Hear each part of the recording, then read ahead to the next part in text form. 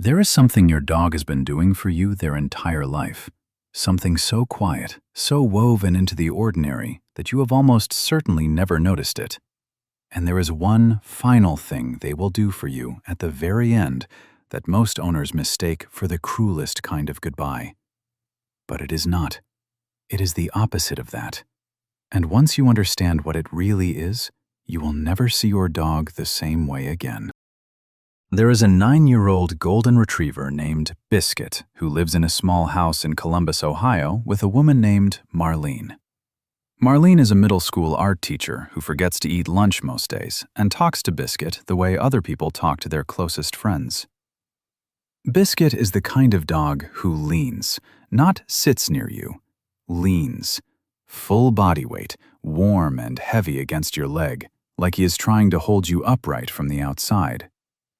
Marlene has never once had to ask where he was. He was always exactly where she was.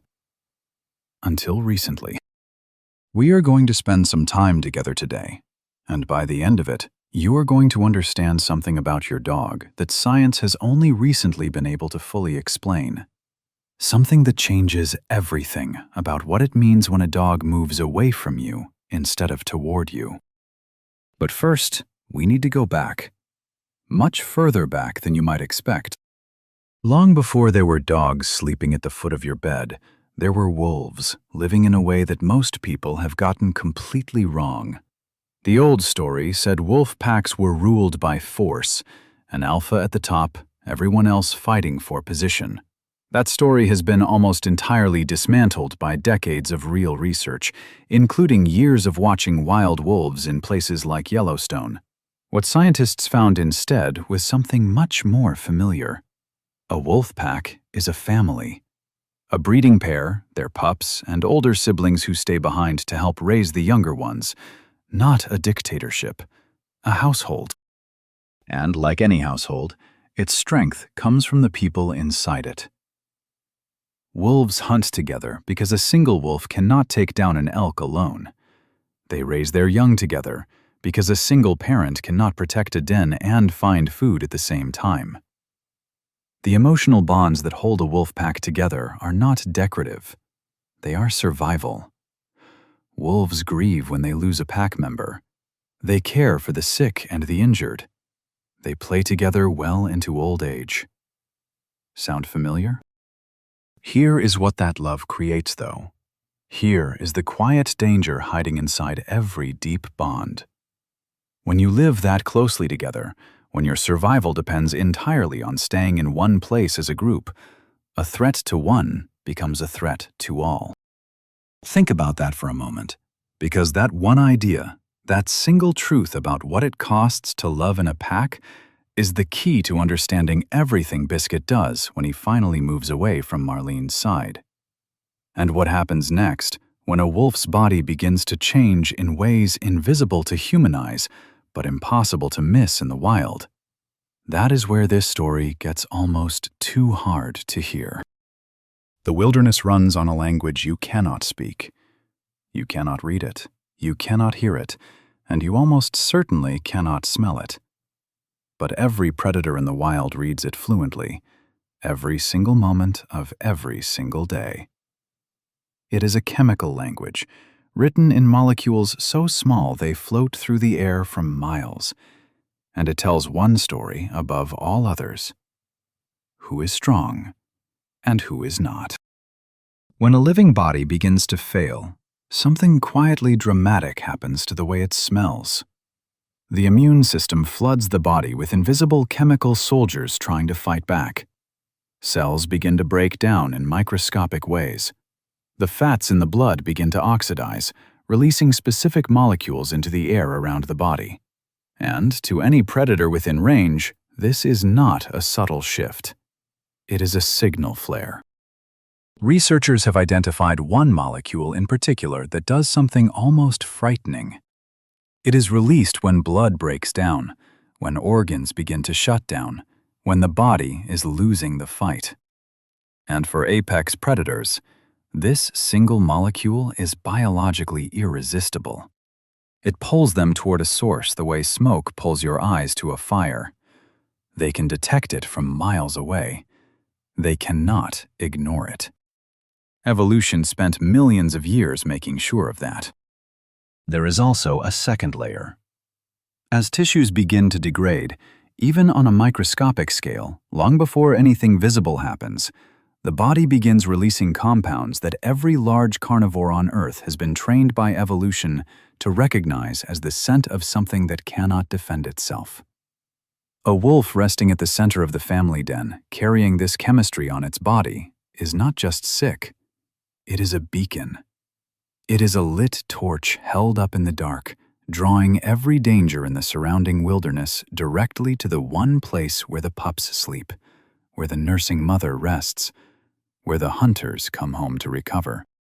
Imagine sitting in your living room and not knowing that you are holding a flare. That is what it means to be a dying wolf who stays. And this is where something remarkable happens, something that took biologists a long time to name properly, because it sits in a strange place between pure biology and something that feels uncomfortably close to love. When the ailing wolf's body crosses a certain threshold, when recovery becomes impossible and the chemical signals become undeniable, the instinct that fires is not to stay close to the pack for comfort. It is to leave, completely, purposefully, and alone. Scientists call it altruistic self-isolation. The mathematics underneath it are elegant and cold. If you are dying, regardless of where you are, the cost of leaving is nearly zero. But the benefit to everyone you love, your pups, your siblings, your mate, all of whom carry your genes forward into the next generation, is immense. By drawing the chemical target away from the den, the dying wolf makes one final contribution to the family's survival. The individual is lost. The bloodline is saved. And the instinct that drives this sacrifice is so deep, so old, so thoroughly woven into the DNA of every canid alive that it did not disappear when wolves became dogs. There is a woman somewhere tonight, sitting on her kitchen floor, leaning against the cabinet, crying. Her dog has been hiding under the bed for 2 days. He will not come out for treats. He will not come out when she calls. And she is doing what every loving owner does in that moment. She is taking it personally. She is asking herself what she did wrong.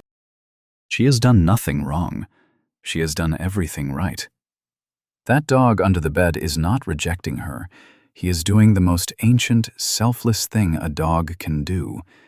He is trying to protect her. But what that actually looks like inside a domestic home, inside the ordinary rooms where you live and your dog has always followed you from room to room, that translation from wild instinct to closet floor and shadowed corner, that is the part that breaks open everything you thought you understood about the final days of a dog's life. Your dog has never once seen a wolf. They have never stood in a forest, never tracked prey across snow, never heard the sound of a rival pack in the dark. And yet, right now, sleeping in your house, breathing your air, is an animal carrying 10,000 years of wilderness inside their chest. It is not a memory. It is not instinct in the way we casually use that word. It is a living, biological program, written so deep into the architecture of the canine nervous system that no amount of domestication has been able to erase it.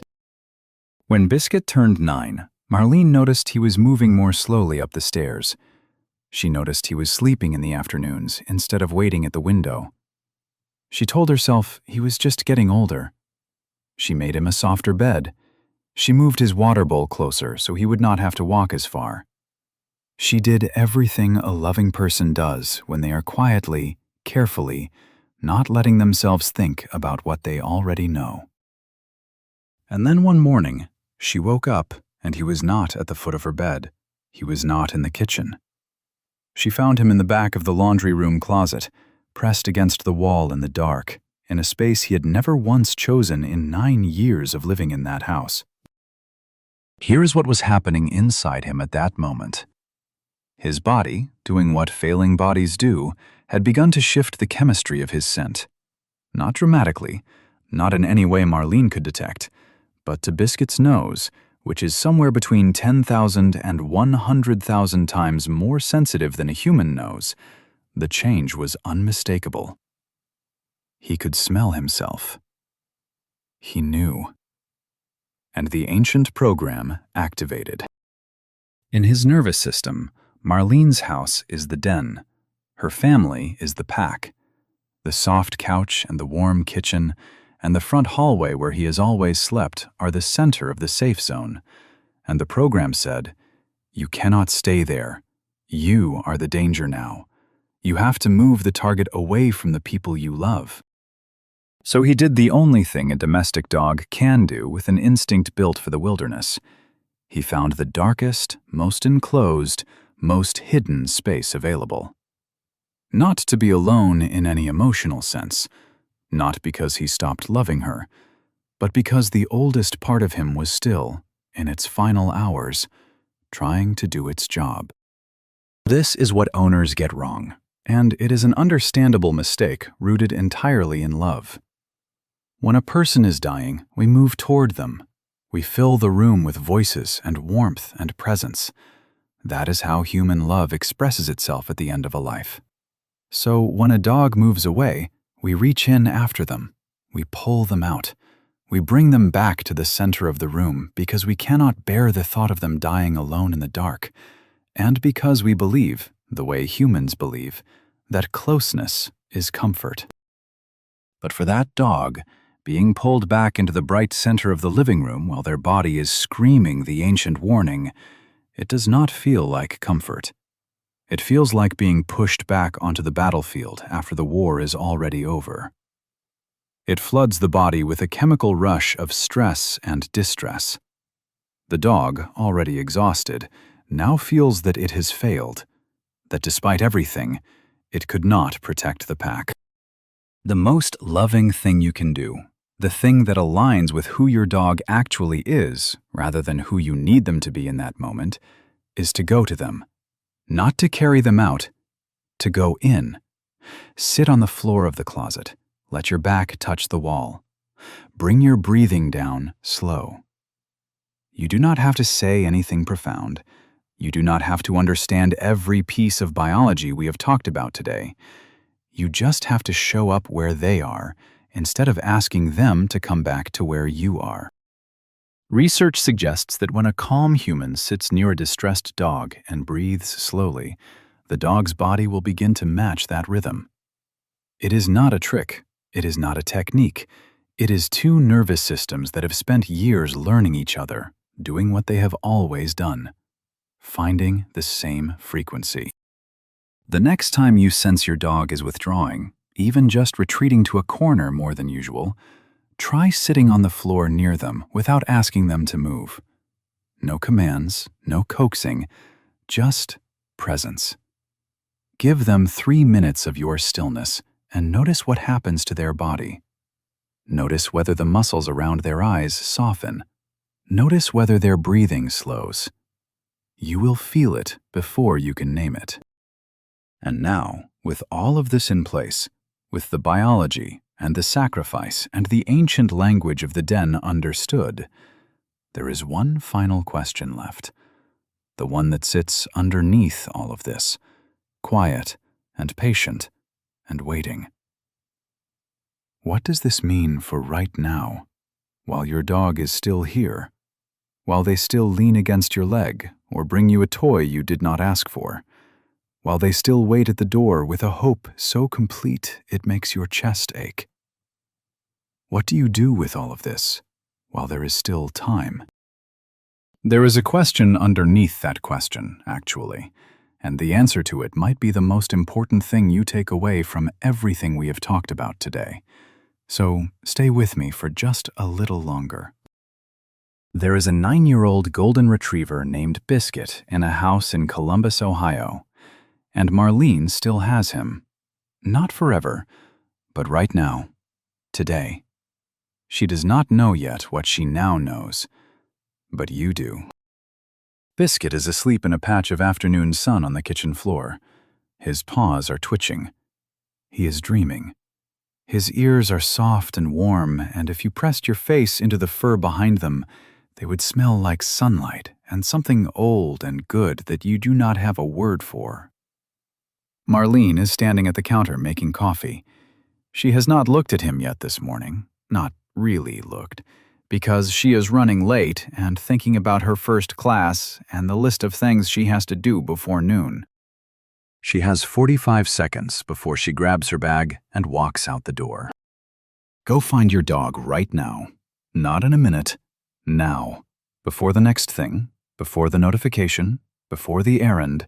Find them wherever they are, on the floor or the couch or the sunny spot they always choose by the window, and put your hand on them. Flat palm. Feel them breathe.